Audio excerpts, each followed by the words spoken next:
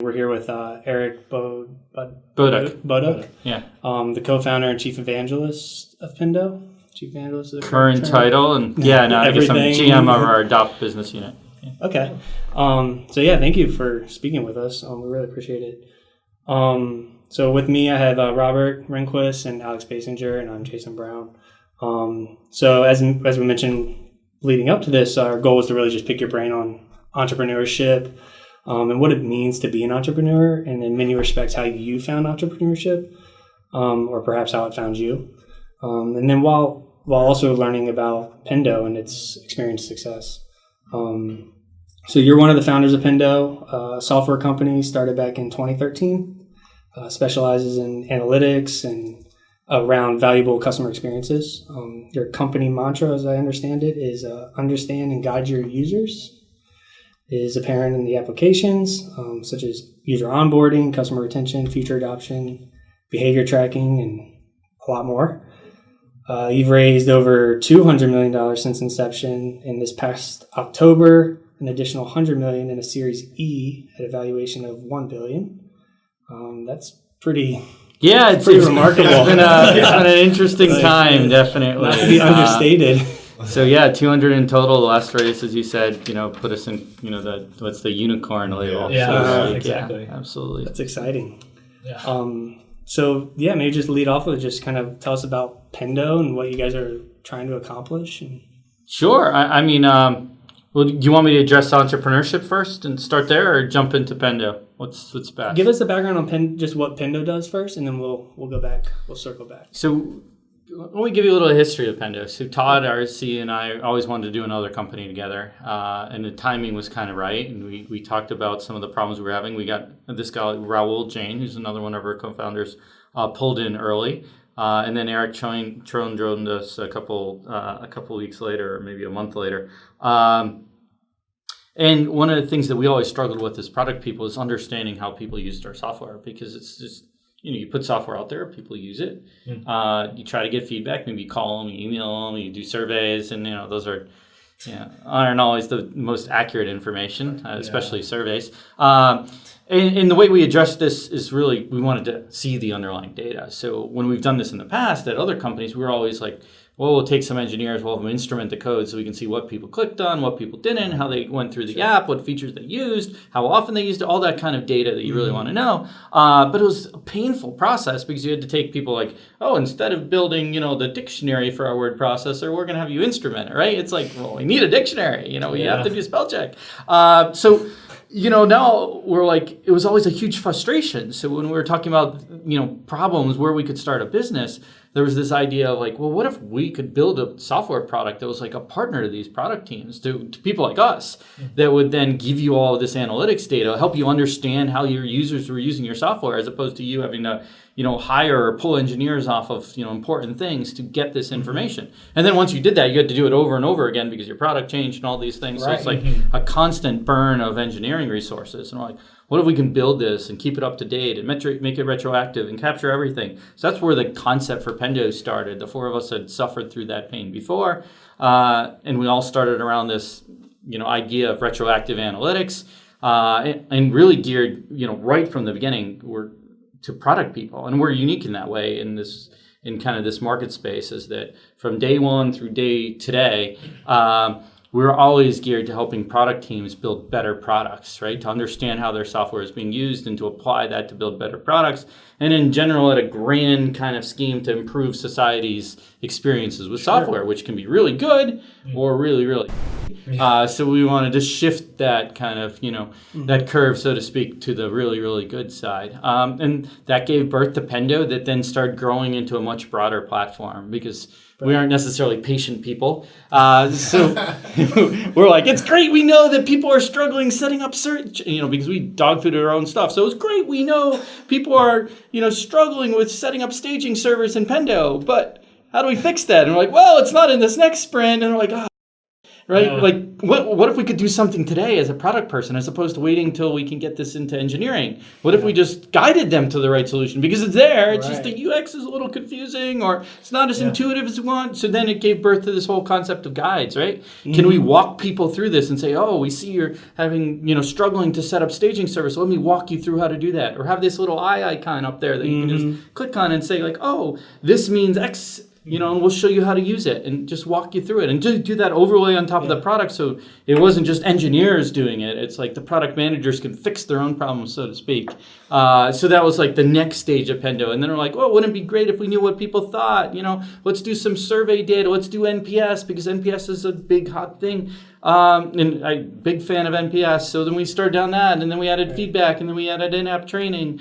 So that our users could customize the product, in their own way, right? Because the way AWS uses marketing automation is different than like how we would use the marketing automation. So it'd be great if AWS could build their own guides on top of Marketo and say, in order to build a campaign, you have to follow these rules, or this is the naming conventions, or this is what you have to do as far as approvals, right? So that was kind of our final extension, the Adopt product line, which is the latest one we've kind of more aggressively been pushing. So now we've built this whole broad suite of products to help product managers build great products for their customers.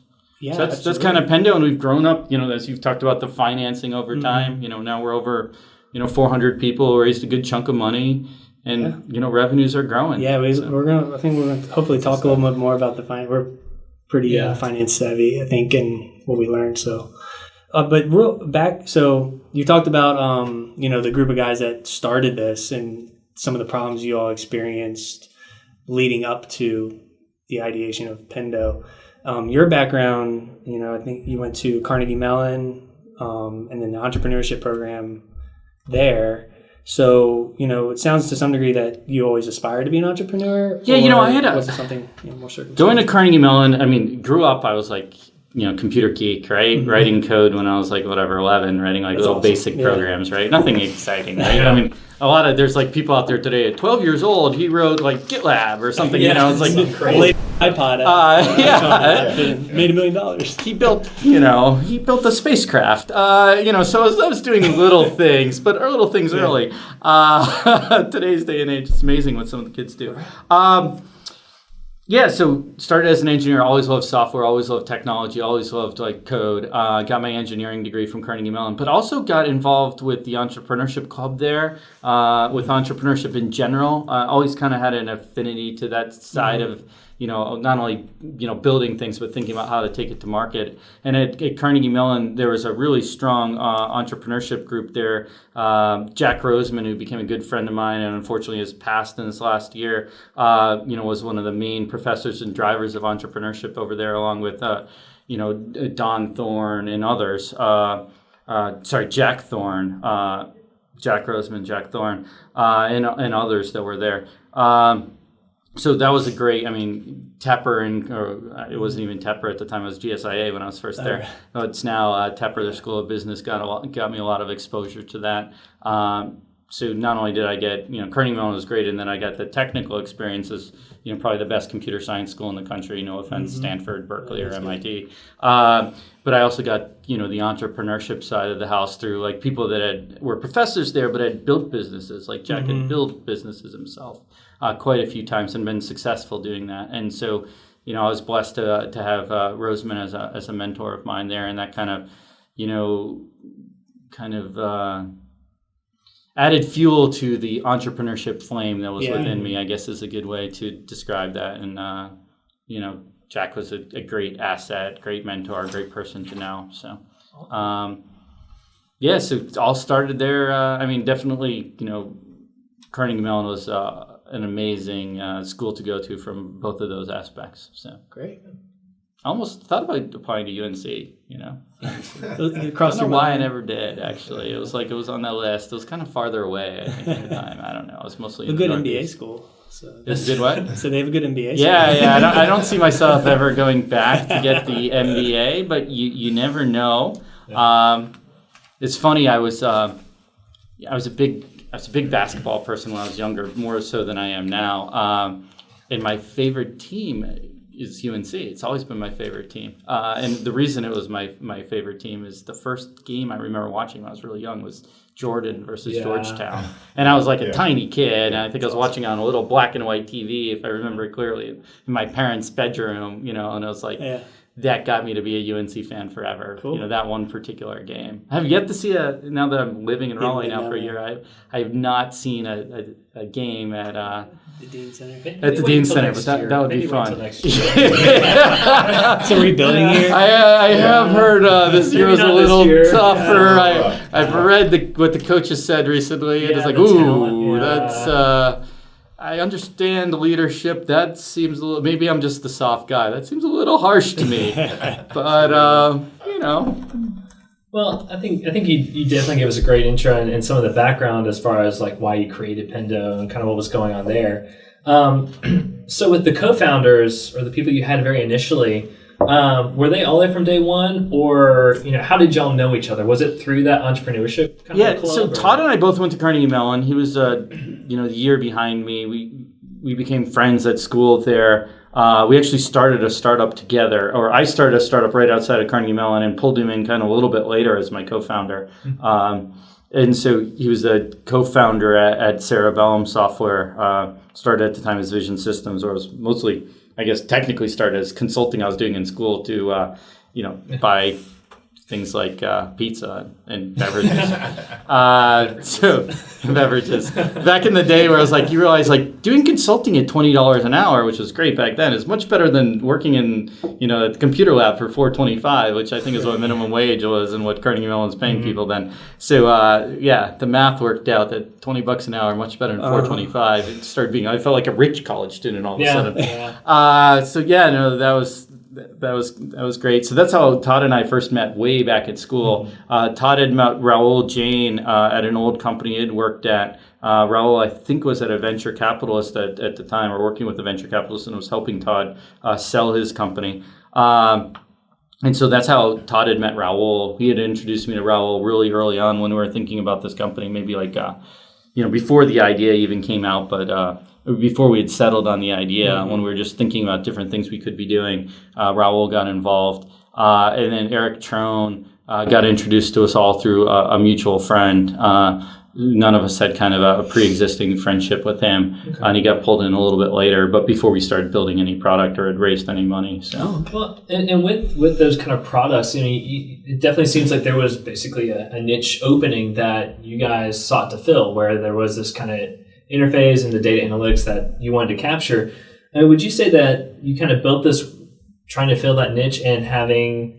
What was your competitive advantage? Were you guys... And we were building stuff for ourselves. We were if we were running product, we would buy this. We would need this. We would want this. And we kind of built from that foundation forward of like, how do we build something that would make us happy? And we really looked at ourselves as a partner to product teams. And we thought, as we were starting this, there was, Salesforce was helping the sales team, right? Marketo and the marketing automation companies were built for marketing. We always felt like product was like just begging and borrowing, stealing other people's tools, like, using Word and Excel and stuff like that as like our main tool sets. Microsoft Project back in the day, we're like, there's an opportunity for us to build, the Salesforce for the product teams.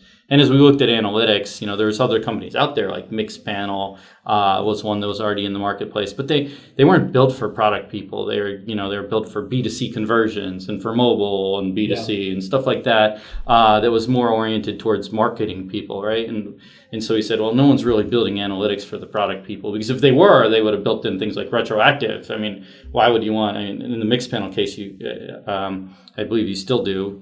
You definitely did at the time. You had to code everything. You had to instrument everything. And that was kind of our original design philosophy. I was like, if you're building for product, you definitely want to build it this way. So you could see that those people were built, all the competitors at that point were all built for, different communities, right? Not for product people. And we're like, let's concentrate on the persona that in essence was us. Let's build things for the product team. And we thought by building stuff for the product team, we're empowering the product teams in their organization, because product data isn't just important to them, it's important to other people. Like sales wants to know during free trials, like, are my customers using this? What are they doing? Because then the next time they call up that prospect, they would be like, oh, I see you've used, the campaign builder? Have you looked at, doing X, Y, and Z in it? This could be really powerful based upon the industry you're in. So giving them this product knowledge could help salespeople sell better. Absolutely. And it could help customer success people, keep and make their customers happier. Like you can see like, oh, I know I've looked at your data and how often you're using it. I see you kind of been struggling, based upon our path analysis in setting up like lead scoring. Let me walk you through it, and that kind of proactive outreach. Or has perhaps huge it benefits. identifies a problem on the product side. Yeah, that needs to go back absolutely. and We can to see fix people it. are having errors or having issues, right? And then that can enable the product team to build better products. So product, this foundation of product data and product knowledge and product insights isn't just for the product people to, help build better products themselves. It's to empower these other parts of the organization to do their jobs better. I mean, hell, we found finance people using it early and like, hey, these people haven't paid their bill. What can we do? Well, we can pop up a message that said, oh, by the way, you guys are behind in your bill. You're not going to be able to use this software unless you can help get this bill paid in the next 2 weeks. So that was even we never thought of that. Yeah. But our users are like, oh, if we have this, if we know this, and we can do this, It's a great why don't we driver. just do Yeah, this? it's a good Why don't we driver. help with collections? So we had people using it all sorts of ways, where you see like, we never thought of finance being empowered early on by product data, but they are. So I'm sure it's helped you adapt. It's that cyclical where you're getting feedback from some of your customers saying, we can market this and sell this to other departments, industries. Fuels your innovation. Absolutely. Yeah, I mean, we used it awesome. as a marketing guy. I used it early on. I was like, well, I need a reference or case study or someone for a prospect to talk to that's using, our guides extensively. So I'll just go through and like, show me all the people that are using guides all the time, and then I'll be able to reach out and say like, oh, blah, blah, blah, over at Invoca has been using this like every single day this month. So I'll just reach out to Amy and be like, hey, would you mind talking to a prospect? Or, would you be up for writing a case study? So it empowered me as a marketing person having this product data at my fingertips too. Yeah, that's awesome. I was actually going to switch gears a little bit, and we want to talk about risk also, because that's a big thing. So one of the factors we discuss a lot is the assumption of risk as you start up and kind of growing. And obviously you want to reduce that kind of as you're venturing into this unknown kind of path. And we've looked at a couple different ways that you can handle that. When you and your co-founders were developing your plan for Pendo, was there concern about risk that each of you were taking, and did you take any measures to mitigate that risk along the journey? I mean, it could be financial risk. No. Or All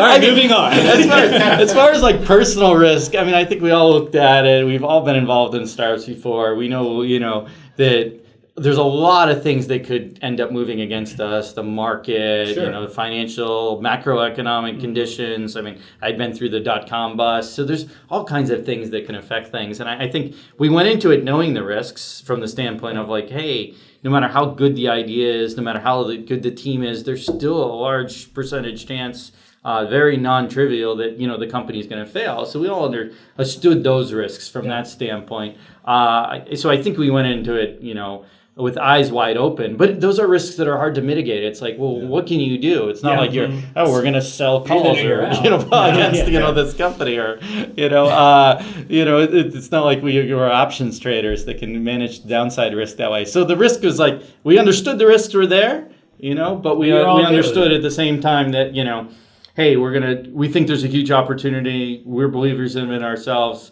Let's see if we can build a big company. And in our case, we were fortunate it worked out. Well, and I think kind of related to that, like you're saying, so I think is, how much belief did you have in success of this company specifically? So when you start off and you're creating these ideas, you think, I think we got an idea here.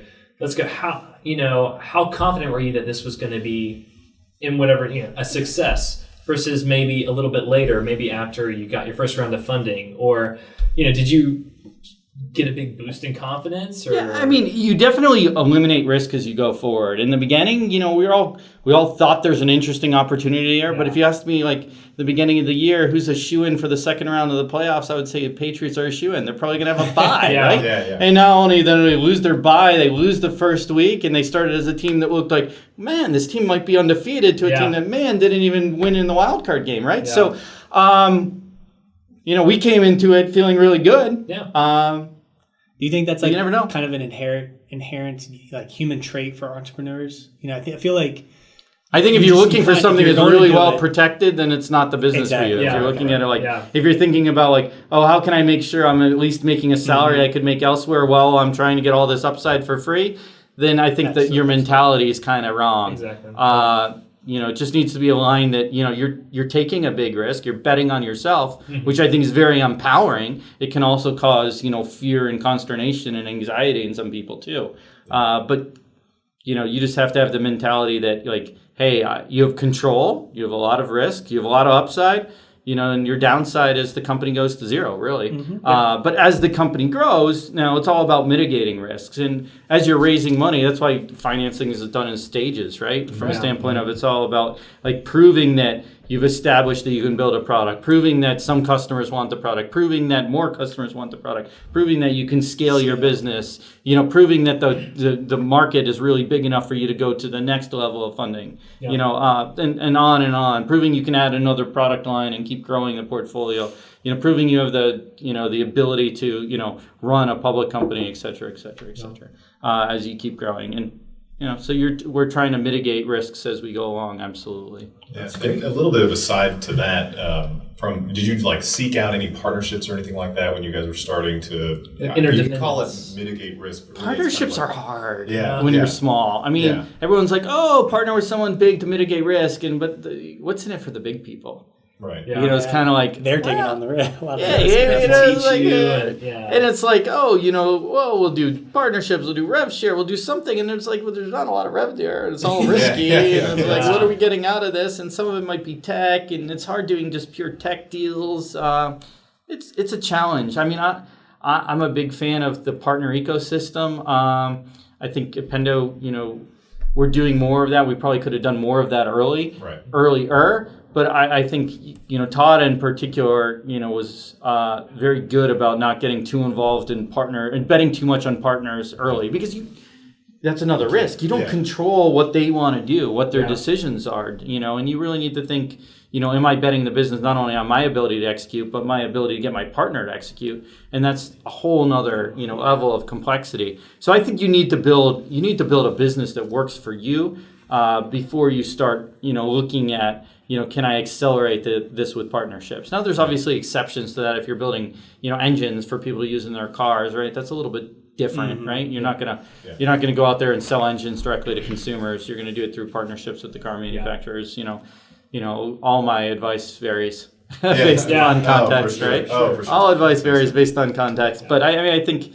in our environment, it was very important for us, to build a self-sustaining business regardless of the partner ecosystem. Now, we tried to leverage that a lot. Like, I was like, well, how can I get more reach as a marketing person? Right. Well, maybe I do joint marketing like webinars and be able to leverage partners, for a joint message that we'd both act upon, leads we'd both act upon, but I knew they would have like a mailing list that was this big, and I have my hands wide apart, versus our mailing list that was, this big when my fingers are close together. And right? I mean, I think you guys have done trials with like Verizon to date, or customer side we've worked with those types of people, but early on, like on the pure partner stuff, like we did work with Pragmatic because we knew that our story was interesting to their prospects, and we also knew that they had a large reach, right, from being in the industry forever. So some of our early webinars were just huge, and I think we both added to that. We gave their users a very fresh perspective that was interesting, and that they could use to sell more, their classes and consulting and training.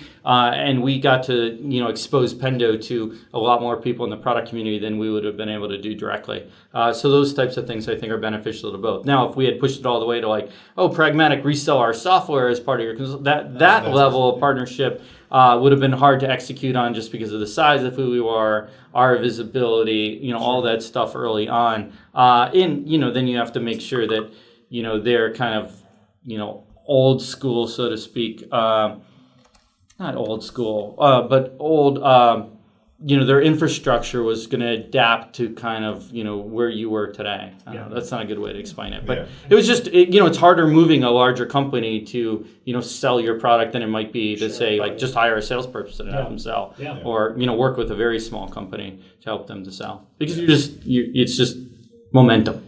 Mm-hmm. So one of the indications of your success, really, it would be just to look at your list of customers. You've got some of the best customers in this area and obviously around the world. Red Hat, Cisco, LabCorp, ADP, Verizon, as we talked about. Was there a moment like at any point over the 7 or 8 years of the company where you were like, wow, this is a big deal, we're making a big impact, and we're going to be successful here? Was there any time where you guys just felt like, you know what, we're on to something here? I mean, I think we thought we had something in the beginning that was important to us. Sure. I never really think we had a moment where we're like, oh, we're on to something. Yeah. I think there's all these little steps. It was great when, Battery, invested in us. I think that gave us this validation that, a first tier venture capital firm believed in not only us, not only the space, but us and our product. That's definitely validating. And we learned more of the importance of that kind of going on, just how, Battery has been a huge help to the company. And we've been able to pull in great investors, Spark, Meritech, Sapphire, along with Battery, General Atlantic now, a bunch of geodesic, a bunch of different people that have been able to be helpful to us. So that stuff is always validating. I mean, I think the biggest thing is just, customers. Are we affecting, when you talk to them, are they super excited about what they do with Pendo? If I had to pick anything that was most validating is when you talk to a customer and they're like, oh, I can't live without Pendo. It would suck. I wouldn't want to do my job if Pendo wasn't here. Or kind of the extension of that, which is probably even better and more telling, is that they leave their job. And the first thing they do when they go to a new job is bring Pendo in. I'm taking this job, but we're putting Pendo in place. And we've had that happen with even small companies where someone goes to a startup and they're 4 people and they're like, oh, by the way, we're buying Pendo. I was like, that's earlier than I think most people would buy Pendo. Maybe I would. I probably would buy us. Well, I know I would buy us that early. But, if I was starting another company, because I just love having that data. But it's great to have, people seeing that that's important as the foundation of how they build out product at a startup company. So, along the way, I guess, if you look at the history, were there any major milestones that you needed to hit? I know we're going to get into financing and stuff like that. And the different funding that you've received. Is there any times where you were we're hitting a major milestone, this is big for us, you're going to celebrate as a company, that sort of thing? We celebrate a lot of things. We celebrate when we hit, a million monthly active users, or where we had 1 million transactions, early on, and now we're doing billions and billions and billions, tens of billions of transactions. So it's interesting how that scale goes up. Awesome. I think the biggest things, that we looked at as success is just hey, can we grow the company? And specifically, could we grow the revenues? We wanted to make sure we're, if you look at that kind of triple, double, we wanted to make sure we're meeting and exceeding that. And I think probably the biggest thing is we wanted to compare ourselves not against, people oh, you're a really fast growing company in Raleigh. We wanted to cut off that in Raleigh. Right? Yeah. We are a fast growing company. Period. Yeah. Full stop, right? Yeah. And so we wanted to compare ourselves not with other people down the street, and there's nothing wrong with them, but we wanted to held up against the best in class. And we think the other people down the street should be held up against the best in class too, right? We want to be are we as fast growing as, the Slacks of the world, which we aren't, but that would be really cool if we were. I mean, I don't think anyone's as fast growing as they took off. But if we based ourselves against all the other B2B softwares, the Twilios, the Coupas, those great companies that have done really well, we're benchmarking well against them, right? Yeah. And those are the people that we want to compare ourselves to. Is how do we compare against best in class B2B SaaS companies? Are we growing as quickly? Are we as effective? Are we as efficient? Are we as well regarded in our market space? Yeah. So that's how we always thought of things. And so those were kind of when we're looking at milestones and goals, a lot of them were growth oriented because that's or revenue oriented and growth of that revenue because that's an easy kind of top line metric that really is, you can't kind of game that, so to speak, right? Yeah. It's not other things how many page views are we getting on our website, stuff like that. It's not a vanity metric from that standpoint. Yeah. So we concentrate on that, and we concentrate on our benchmarking ourselves against best in class and pushing ourselves to, exceed that triple, double, kind of philosophy that Battery and Neeraj had put in place that got adopted as, here's what good companies or really good companies do in the Valley. And we wanted to push ourselves to that great or best in class of those. Yeah. And, we've been effective in doing that and built a culture on that. Yeah. But there's always pressure to keep that up. I mean, as you raise money, Yeah. it just it raises expectations on execution. So I think that's a good segue into raising money.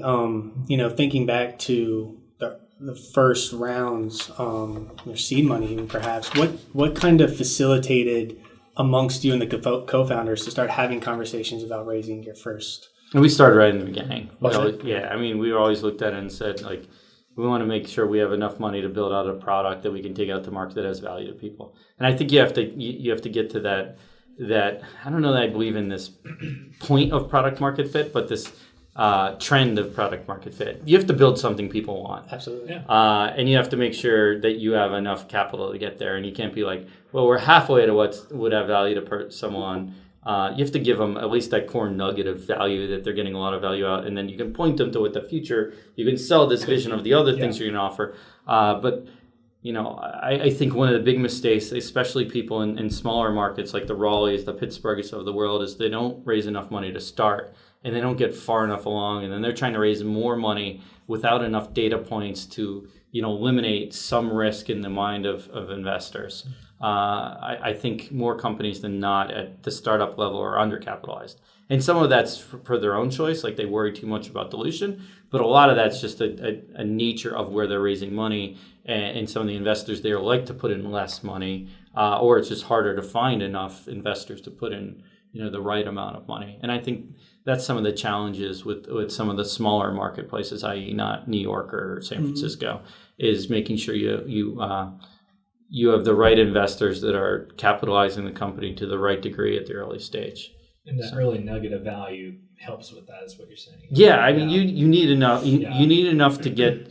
You need to make enough progress to get up to a natural stepping stone, right? Yeah. Whether that's $100,000 a month in revenue, or that's your product out in the marketplace, or 50 customers that are like, yeah, we love this. Yeah. Whatever that happens to be, and it's probably a mix of those things. You need to make sure you have enough capital to get all the way there that will justify the next round and the next step up in valuation. Otherwise, you start creating problems for yourself right from the beginning.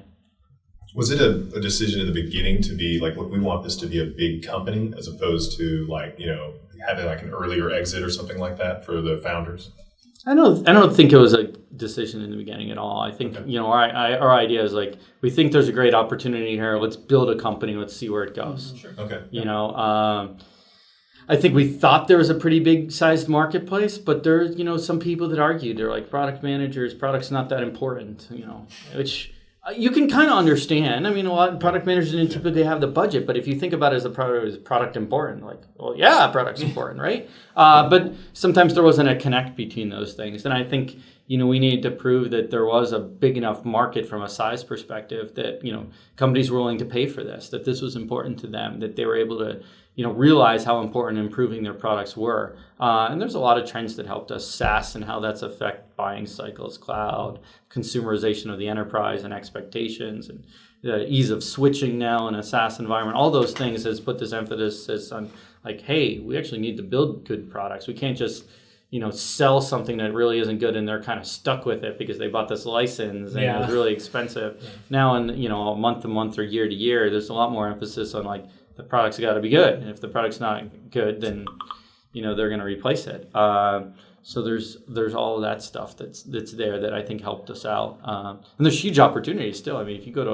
if you're using a product that sucks, there's probably an opportunity to build something better for that space, because there's a lot of people have gone after different spaces, taking like old school technology and making it more consumer feeling, better user experiences, more pleasant to use, built on the cloud, all those kind of things. But there's still a ton of opportunity to build SaaS companies. Yeah. So you guys, you guys should do it today. Yeah. Maybe finish your degree first. So you guys started with a seed round with the Dingman Angel Networks, Maryland University, I think is the. Yeah, it was a bunch of different people that got involved in our seed round. Idea Fund, who's a venture fund here, was involved. Contour, which is a New York VC, put some money in.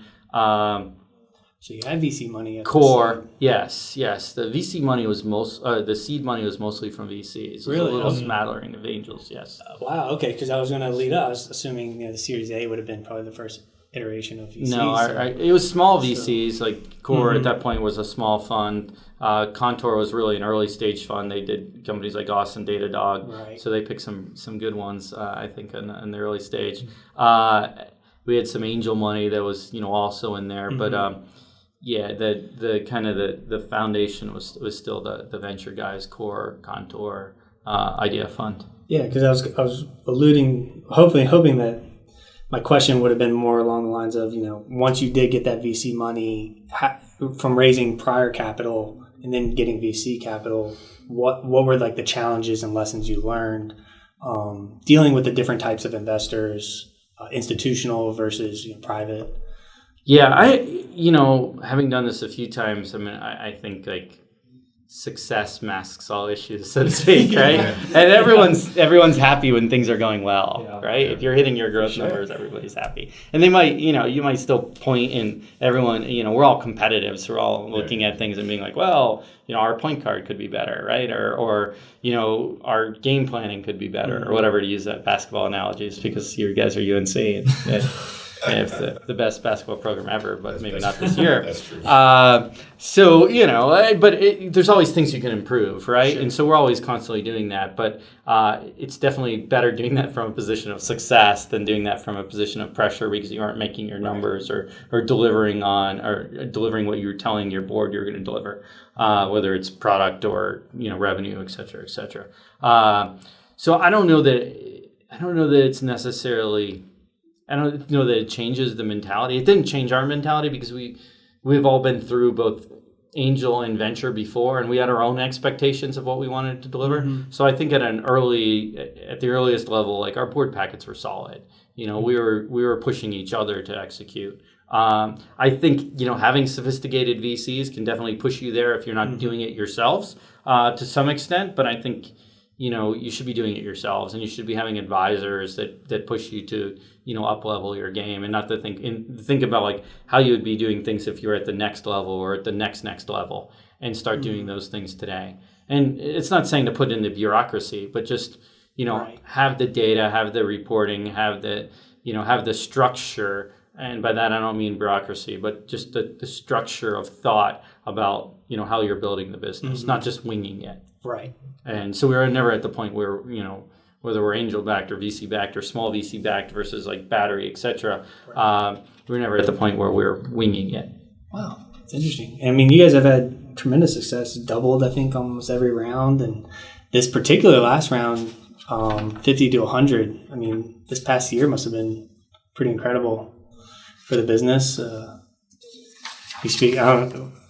Speak to that a little bit. I mean, about what's been going on the past year. I mean, capital is just here to fuel our growth, right? And it's only going to be available to us as long as we continue to grow and add value to our customers. So, we just look at it as gas we need, for the race car. We had a race car analogy for something recently. So I don't know the great analogy, but it's just, we look at the capital as like, we're blessed to have it, but we're only going to be able to have it if we continue to execute on what we say we're going to execute on. So we just need to keep doing that. Well, and with all that capital coming in and everything, I mean, how did you guys decide the capital structure? I mean, that sounds like a lot of equity stakes, but I mean, did you guys take on a lot of liabilities, a lot of debt, or primarily equity? Yeah. Almost entirely? Yeah, I know we have a line of credit. I don't know if we've ever tapped much of anything for it. Wow. So, I mean... That's awesome. Yeah, I think as an entrepreneur, be cautious about debt unless you have, revenue streams in place, to pay it off. Debt and venture debt financing could be useful. There's a lot of alternative structures like Lighter Capital and others that'll do like, debt-based, capital structures where you're just kind of paying that back. I don't know if I know Lighter is one that's kind of like an alternative VC. I forget if it's debt or if it's a weird kind of equity thing. But there's lots of different ways you can raise money. But if you don't have free cash flow, it's scary to have debt, right? Yeah. So that was the trade-off. You guys were okay with maybe a little more dilution. It's hard raising debt too if you don't have the free cash flow. Yeah. I'm sure. I've always found that it's easier raising equity generally. and having someone that's buying into the success of the business and isn't just buying into your cash flows, right? Yeah. Because then they're a partner with you. Yeah. So, I mean, Well, I that pretty much wraps up Sweet. the crux of this whole thing. yeah, I think you guys should have 40 minutes of content there. Absolutely. We got Pretty good. tremendous Yeah. amount of content. This is very beneficial.